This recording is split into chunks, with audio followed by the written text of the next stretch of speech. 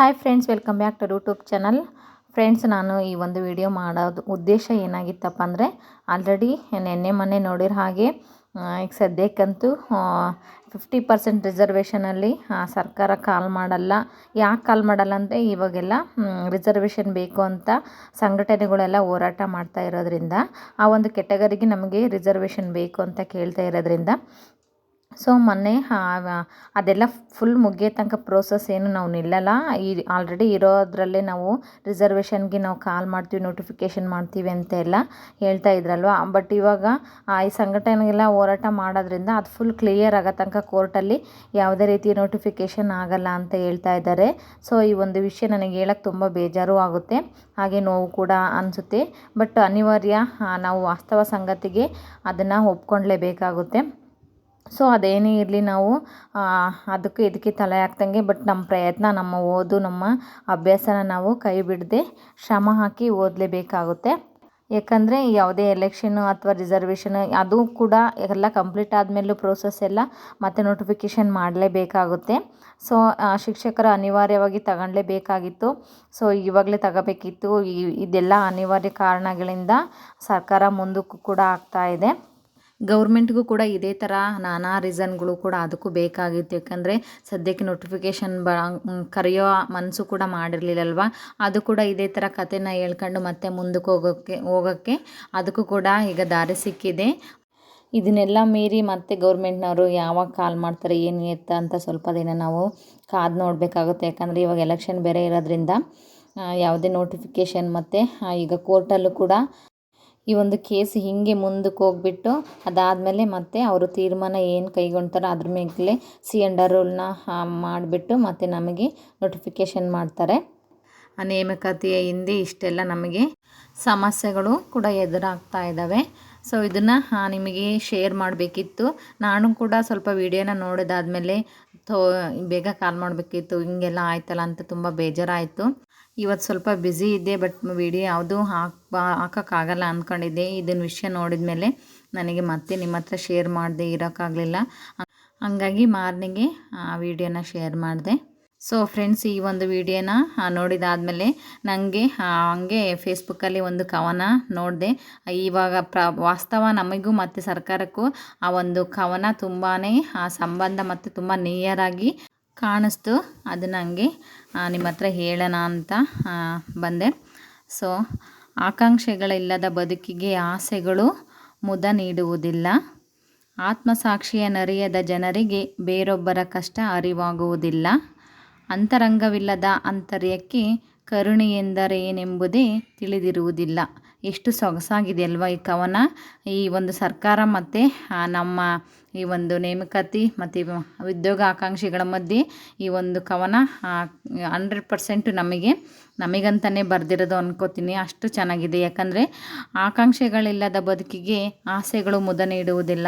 ಯಾವುದೇ ಒಂದು ಆಕಾಂಕ್ಷೆಗಳು ನಮಗೆ ಬದುಕಲ್ಲಿ ಇಲ್ಲ ಅಂದರೆ ಅವರು ನಮಗೆ ಎಷ್ಟೇ ಆಸೆಗಳನ್ನು ಒಡ್ಡಿದ್ರು ಕೂಡ ನಮಗೆ ಆಕಾಂಕ್ಷೆಗಳೇ ಬರಲ್ಲ. ಯಾಕಂದರೆ ಇಷ್ಟು ಸುಳ್ಳು ಹೇಳ್ಕೊಳ್ತಾ ಸರ್ಕಾರ ಬಂದಿದೆ, ನಾಳೆ ಕಾಲ್ ಮಾಡ್ತೀನಿ, ಅದೇ ಥರ ಒಂದೊಂದು ದಿನ ಒಂದೊಂದು ಕತೆ ಹೇಳ್ಕೊಳ್ತಾ ಬಂದಿರೋದ್ರಿಂದ ನಮಗೆ ಆಸೆಗಳು ಮತ್ತು ಅವ್ರು ಕೊಡುವಂತಹ ಆಕಾಂಕ್ಷೆಗಳು ಯಾವುವು ಕೂಡ ನಮ್ಮ ಜೀವನದಲ್ಲಿ ಮುದ ನೀಡುವುದಿಲ್ಲ.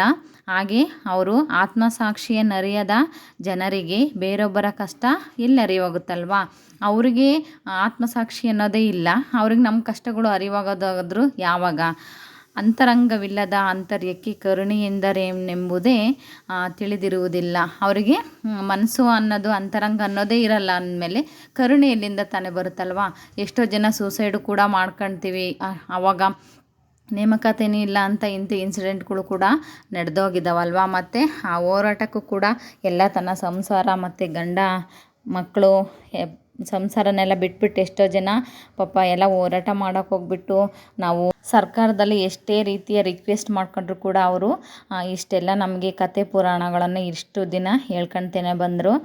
ತುಂಬ ಬೇಜಾರೂ ಆಯಿತು. ಈ ಕವನ ನನಗೆ ನೆನೆಸ್ಕೊಂಡ್ರೆ ತುಂಬ ಮನಸ್ಸಿಗೂ ಕೂಡ ನೋವು ಬರುತ್ತೆ. ಅಷ್ಟು ಚೆನ್ನಾಗಿದೆ. ನಿಮಗೆ ಈ ಒಂದು ಕವನ ಹೇಗೆ ಅನ್ನಿಸ್ತು ಅಂತ ಕಮೆಂಟ್ ಮಾಡಿ ಫ್ರೆಂಡ್ಸ್.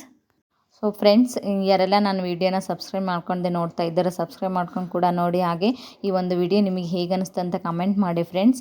ಹಾಗೆ ಶೇರ್ ಮಾಡೋದನ್ನು ಮರಿಬೇಡಿ ಅಂತ ಹೇಳ್ತಾ, ನಾವು ಈ ಒಂದು ವಿಡಿಯೋ ನೋಡಿಬಿಟ್ಟು ಮತ್ತೆ ನಾವು ಡಿಮೋಟಿವೇಟ್ ಆಗೋದು ಬೇಡ.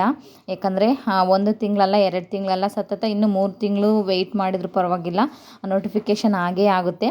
ಮತ್ತು ಅದರೊಳಗೆ ಟಿ ಕರೀತಾರೆ. ನಾವು ಪ್ರಿಪೇರ್ ಆಗಿರಬೇಕಷ್ಟೇ.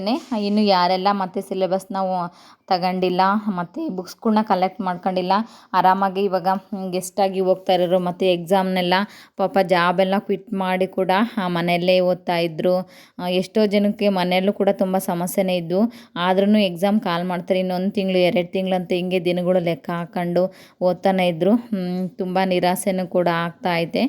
ಬಟ್ ಏನೂ ಮಾಡೋಕ್ಕಾಗಲ್ಲ, ನಾವು ಅವ್ರಿಗೆ ಹೊಂದ್ಕೋಬೇಕಷ್ಟೆ, ಅವರು ನಮಗೆ ಹೊಂದ್ಕೊಳ್ತಾರೆ ಅಂತ ನಾವು ಕನಸು ಕಾಣ್ಬೇಕಷ್ಟೇ. ಸೊ ಇದನ್ನೆಲ್ಲ ಬಿಟ್ಬಿಟ್ಟು ನಮಗೆ ಅನಿವಾರ್ಯವಾಗಿ ಓದಲೇಬೇಕಾಗಿದೆ. ಇನ್ನು ಇವಾಗ ಯಾರು ಸ್ಟಾರ್ಟ್ ಮಾಡ್ತಾ ಇದ್ದೀರಾ ಅವರು ಕಾನ್ಫಿಡೆನ್ಸ್ನ ಇಟ್ಕೊಂಡು ಓದಿ ಮತ್ತು ಡೈಲಿ ರಿವಿಷನ್ ಮಾಡಿರಿ. ಆಲ್ರೆಡಿ ಯಾರು ಓದಿದ್ದೀರಾ ಅವರು ಇವಾಗ ರಜೆ ಬೇರೆ ಬಂದಿದೆ, ಮಕ್ಕಳಿಗೂ ಕೂಡ ರಜೆ ಇರೋದ್ರಿಂದ ಅಲ್ಲಿ ಇಲ್ಲಿ ಕಾಲ ಹರಣ ಮಾಡ್ದಂಗೆ ಚೆನ್ನಾಗಿ ಓದ್ಕೊಂಡು ನೋಟಿಫಿಕೇಷನ್ಗಾಗಿ ನಾವು ಕಾಯಬೇಕಾಗುತ್ತೆ.